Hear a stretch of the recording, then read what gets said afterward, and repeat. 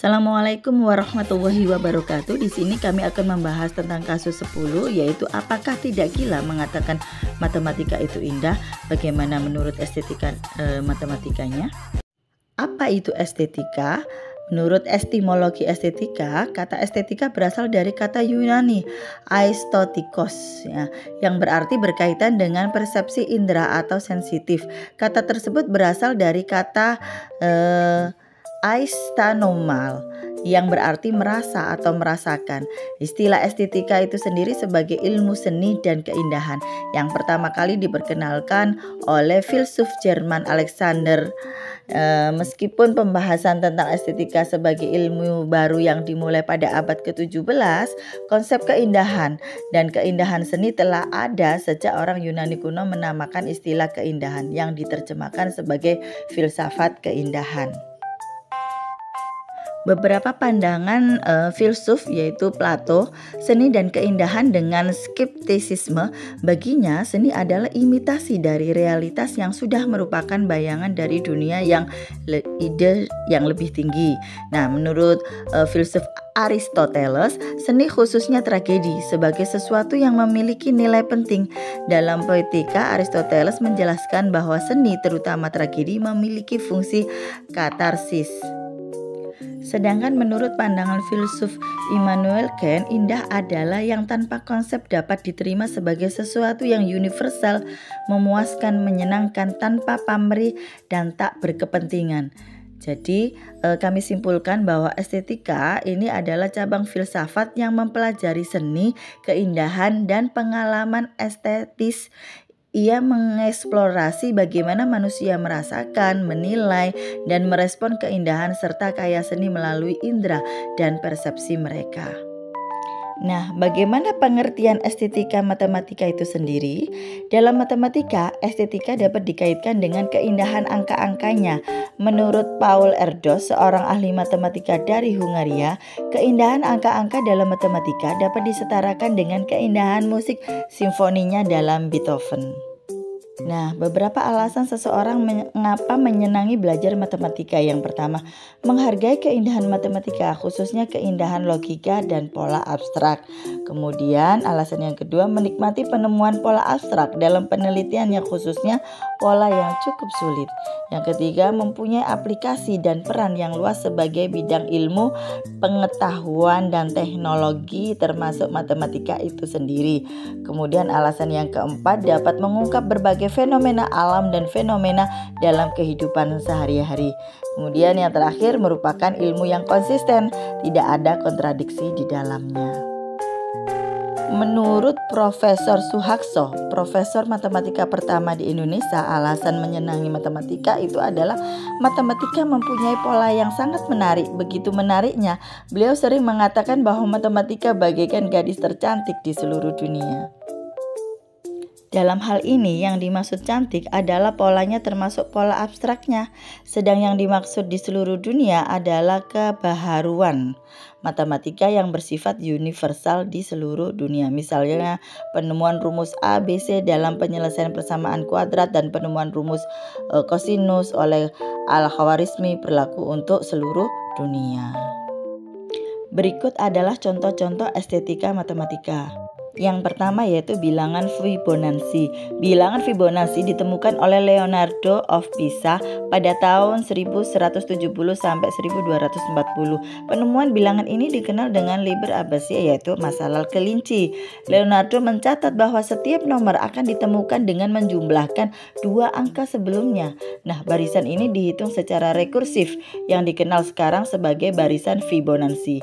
Barisan Fibonacci secara lengkap adalah 1, kemudian 1, 2, 3, 5, 8, 13, 21, 34, 55, 89, 144, 233, 377, dan seterusnya. Dalam bahasa matematika dapat didefinisikan secara rekursif sebagai berikut. Jadi A1-nya sama dengan 1, A2-nya sama dengan 1, AN sama dengan AN-1 plus AN-2 untuk setiap N lebih besar sama dengan 2. Kemudian contoh yang kedua yaitu geometri proyektif. Geometri proyektif ini mulai dipelajari pada periode Renaissance abad ke-14 sampai 16. Geometri proyektif ini muncul ketika seniman-seniman mencoba teknik baru untuk memperoleh hasil yang bagus dalam memindahkan objek 3 dimensi ke bentuk 2 dimensi. Nah, sedangkan geometri proyektif itu sendiri didefinisikan sebagai studi tentang sifat-sifat geometri yang invarian dalam transformasi proyektif. Hal ini mencakup proyeksi bangun-bangun geometri dari satu bidang ke bidang lainnya, sedemikian sehingga garis-garis berpotongan di satu titik tak terhingga dan garis-garis sejajar bertemu. Contoh yang ketiga yaitu geometri fraktal. Istilah fraktal ini pertama kali diperkenalkan oleh Mandelbrot pada tahun 1975.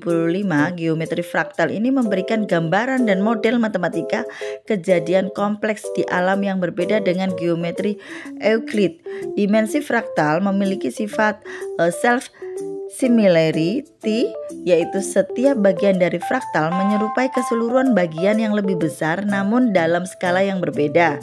Sifat ini juga dimiliki oleh alam, misalkan cabang-cabang pohon menyerupai pohonnya, bentuk daun brokoli, kobaran api, dan sebagainya. Oleh karena itu geometri fraktal sering disebut geometri alam. Kemudian contoh yang keempat, geometri origami. Origami ini adalah kesenian melipat kertas yang diperkenalkan sejak kertas pertama kali ditemukan di Tiongkok, Cina pada 105 Masehi. Origami menjadi satu kebudayaan orang Jepang dalam keagamaan Shinto sejak zaman Heian 741 sampai 1191. Salah satu contoh geometri origami ini adalah Humiyaki Husita. Humi terkenal dengan formulanya tentang aksioma dasar geometri dari paper folding, seni melipat kertas. Contoh yang kelima yaitu bilangan yang unik. Beberapa operasi yang sudah tertera di sini itu menawan karena menggunakan semuanya 9 angka berurutan. Jadi angka mulai nomor 1 sampai angka 9 dengan operasi yang berbeda. Misalkan yang pertama ini 1, 2, 3 dikurangi 4, 5 dikurangi 6, 7 ditambah 8, 9. Itu nanti hasilnya 100. Begitu juga misalkan yang nomor 10, 1, 2, 3 dikurangi 4 dikurangi 5 dikurangi 6 dikurangi 7 ditambah 8 dikurangi 9, hasilnya juga 100. Contoh lagi seperti nomor 19, 1 pangkat 23 ditambah 4 ditambah 5 dikurangi 6 ditambah 7 ditambah 8, 9 itu hasilnya 100. Jadi semuanya nanti hasilnya 100 dan menggunakan 9 angka mulai angka 1 sampai 9 secara berurutan. Contoh selanjutnya yaitu tentang fakta angka 9. Yang pertama, setiap angka dikalikan dengan 9 lalu hasilnya dijumlahkan, maka hasilnya kembali ke angka 9. Misalkan 1 kali 9 itu sama dengan 09, artinya 0 ditambah 9 sama dengan 9.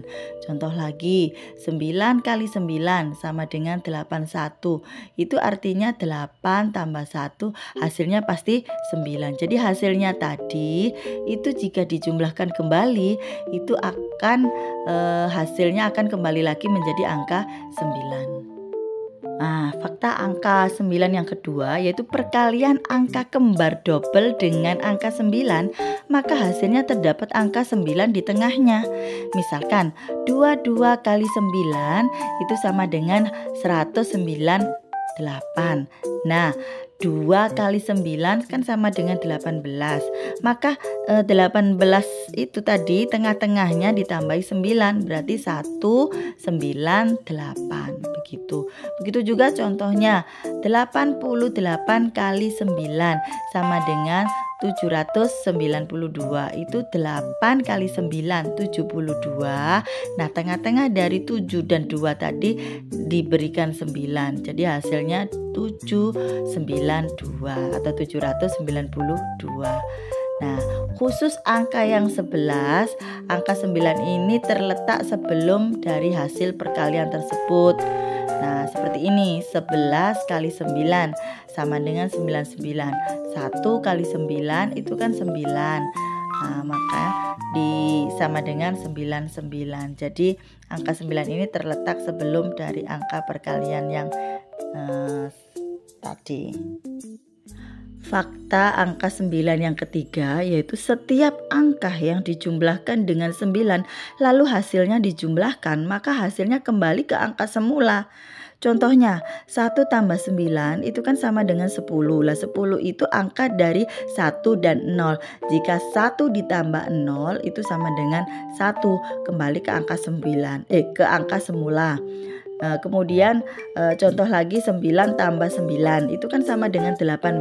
Lah 18 itu dari angka 1 dan 8. Apabila 1 dan 8 itu dijumlah, maka hasilnya akan kembali ke angka semula yaitu 9 tadi. Kemudian fakta angka 9 yang keempat yaitu angka 1, 2, 3, 4, 5, 6, 9 yang tanpa angka 8 jika dikalikan dengan angka 9 dan kelipatannya, maka hasilnya adalah 9 angka yang sama. Contohnya 1, 2, 3, 4, 5, 6, 7, 9 dikalikan 0, 9 hasilnya akan sama dengan 1, 1, 1, 1, 1, satunya sampai 9 angka. Kemudian contoh lagi 1, 2, 3, 4, 5, 6, 7, 9 dikalikan 81. 81 tadi adalah kelipatan dari 9. Maka hasilnya 9, 9, 9, 9, 9, 9-nya sampai 9 angka. Fakta angka 9 yang kelima yaitu angka yang berurutan antara 1 sampai 9 bila dikalikan 9 lalu ditambahkan 1 sampai 9 secara berurutan, maka hasilnya pasti akan mengandung angka 1. Contohnya 1 kali 9 ditambah 1 hasilnya 10, ada angka satunya. Kemudian 12, 1, 2 ya, 12 dikalikan 9 ditambah 2 hasilnya 110. Kemudian 1, 2, 3 atau 123 dikalikan 9 ditambah 3 hasilnya 1110. Pasti akan mengandung angka 1 dan seterusnya. Fakta angka 9 yang keenam yaitu setiap angka 1 sampai 9 dari yang terkecil sampai terbesar bila dikalikan dengan angka 9, maka hasilnya angka pertama semakin membesar dan angka yang kedua semakin mengecil. Contohnya 2 kali 9 itu sama dengan 18 dari angka 1 dan 8. Nah, sedangkan 3 kali 9 itu sama dengan tadi kan 2 kali 9 kan 18, 1 dan 8. Maka satunya angka yang pertama itu semakin membesar menjadi 2 dan angka yang keduanya 8 itu semakin mengecil menjadi 7. Jadi 27. Jadi 3 kali 9 sama dengan 27. Begitu juga dengan seterusnya. Fakta angka 9 yang ketujuh yaitu angka 9 ketika dikalikan dengan angka double 9, triple 9 dan seterusnya, maka hasilnya selalu terdapat angka 9 di antara angka 8 dan angka 1. Contohnya 9 kali 99.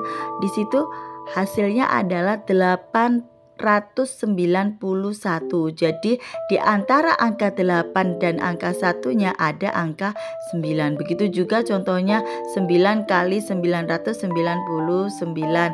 Hasilnya 8991. Jadi di antara angka 8 dan angka 1 yang di belakang itu ada angka 9-nya. Fakta angka 9 yang ke-8 yaitu setiap bilangan berapapun yang tidak habis dibagi 9 maka menimbulkan angka desimal yang berulang di belakang koma. Contohnya 10 dibagi 9 ini kan tidak habis dibagi 9, maka hasilnya 1,11111 lah, satu-satunya yang di belakang ini akan berulang. Contoh lagi 82 dibagi 9. 82 dibagi 9 ini tidak habis dibagi 9, maka hasilnya adalah 9,111111 dan satu-satunya ini berulang terus. Begitu. Sekarang kita akan membahas tentang video yang ada di YouTube. Dalam video tersebut membahas tentang matematika di beberapa disiplin ilmu. Yang pertama yaitu natural science atau ilmu pengetahuan alam. Ketika kita melihat secara mendalam pada alam dan benar-benar mencoba untuk memahaminya, ini adalah sains dan tentu saja metode ilmiah. Maka dengan cara ini kita memiliki ilmu alam seperti fisika dan kimia dengan aplikasi untuk ilmu kehidupan, ilmu bumi, dan ilmu ruang angkasa. Yang kedua yaitu social science atau ilmu sosial, di mana kita akan menemukan hal-hal seperti politik dan ekonomi. Ketiga, engineering dan teknologi, yaitu teknik dan teknologi, di mana kita akan menemukan semua bidang teknik seperti biomedis, kimia, komputer, listrik, mekanik, dan teknik nuklir, serta semua aplikasi teknologi, bioteknologi, komunikasi, infrastruktur, dan semuanya itu tentang teknik dan teknologi. Yang keempat, dalam ilmu humanities atau humaniora. Nah, tentu saja tidak sedikit adalah humaniora ini, di mana kita akan menemukan hal-hal seperti filsafat, seni, dan musik. Kemudian membahas tentang angka pi. Pi ini ditemukan untuk mewakili properti geometris lingkaran, yaitu sebuah rasio keliling setiap lingkaran dengan diameternya. Lingkaran ini adalah konstruksi dari geometri yang mengatakan Anda menetap di titik pusat dan kemudian Anda mengambil semua titik yang berjarak sama dari titik pusat itu. Pi itu sendiri nilainya adalah 3,141596 dan seterusnya, dan sampai angka keberapa dan berapa itu sampai sekarang masih misterius. Beberapa tokoh sejarah matematikawan diantaranya yaitu Archimedes pada tahun 2125 Masehi. Jadi di situ dikatakan bahwa luas permukaan bola sama dengan luas permukaan silinder terbuka terkecil. Bola ini bisa terisi. Nah, Archimedes ini sangat mencintai matematika. Nah, dia sampai mengatakan "Don't disturb my circle", jangan ganggu lingkaran saya, yang akhirnya beliau ini terbunuh, dan kata terakhirnya sebelum meninggal adalah dia ingin dikuburkan bersama lingkaran penemuannya tadi. Kemudian ada tokoh lain yaitu Johannes Kepler yang menemukan keselarasan gerak planet yang kemudian diteruskan oleh Isaac Newton. Kemudian ada lagi Leonard yang menemukan hubungan antara aljabar, geometri, dan trigonometri. Dalam video tersebut, pembicara juga berbicara tentang hubungan antara logika, geometri, dan persamaan, serta bagaimana matematika mengintegrasikan elemen-elemen ini untuk aplikasi nyata. Pembicara menjelaskan bahwa apresiasi terhadap fraktal mulai berkembang pada tahun 1970-an ini berkat pekerjaan Benoit Mandelbrot yang memerlukan bantuan komputer modern untuk memvisualisasikan kompleksitas geometris. Pembicara menekankan keindahan matematika dan penggunaannya yang luas, baik sebagai keterampilan praktis untuk menjadi insinyur atau untuk tujuan estetika dan keingintahuan intelektual. Jadi, kelompok kami menyimpulkan bahwa matematika dianggap indah karena mampu menggabungkan kesederhanaan, keteraturan, harmoni, dan kebenaran dalam cara yang sering menghasilkan pengalaman estetis yang mendalam bagi mereka yang mempelajarinya. Keindahan matematika terletak pada cara ia mengungkapkan dan menjelaskan dunia melalui bahasa yang elegan dan struktur. Jadi, apakah tidak gila mengatakan matematika itu indah? Menurut jawaban kelompok kami adalah tidak. Demikian untuk pembahasan tentang kasus 10, apakah tidak gila mengatakan matematika itu indah. Sekian, terima kasih. Wassalamualaikum warahmatullahi wabarakatuh.